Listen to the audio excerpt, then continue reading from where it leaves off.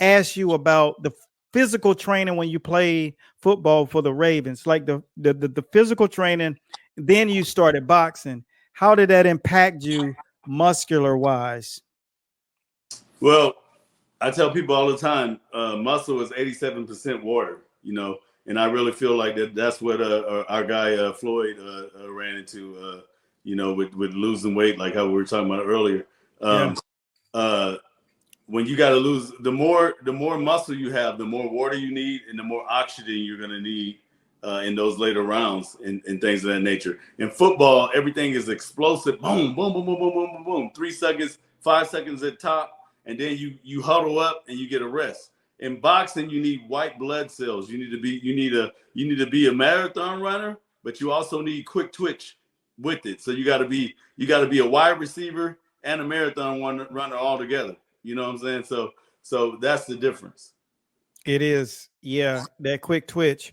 I tell people when I create our programs, one of the things I do is because you can look a certain way. I remember lifting weights. I was training and I was lifting weights and doing dumbbells. And I said, I'm gonna start doing light weights, but that wasn't doing them, but compacting it even tighter because I'm lighter. So I'm doing more reps. So that's creating more tightness. And so I was sparring with some of the guys. One of the kids, 6'1", Bernard. If you're watching Bernard, special shouts out to you. Your hands are super fast. And he had really long arms. Remind you of Allen Iverson, but in boxing. And just was, and I was like, you know what? I had gotten bulky. So Otis, I used to walk around with the overalls on with no shirt on. I was diesel. Everywhere I went, Cass was like Tyson.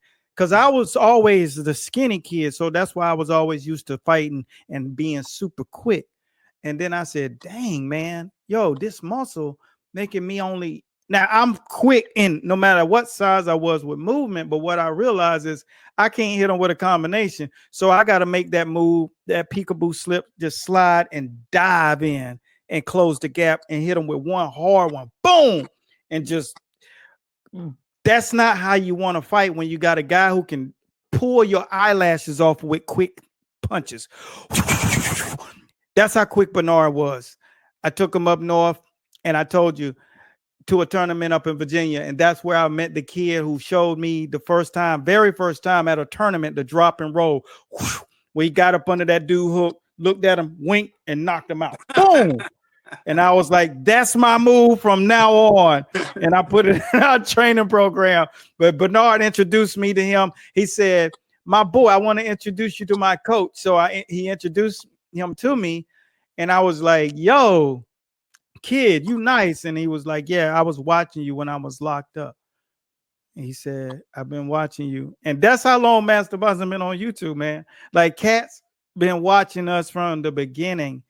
And so when I realized no matter how much weight you are lifting, if you don't understand how to use your body, your mechanics are going to be thrown off, right?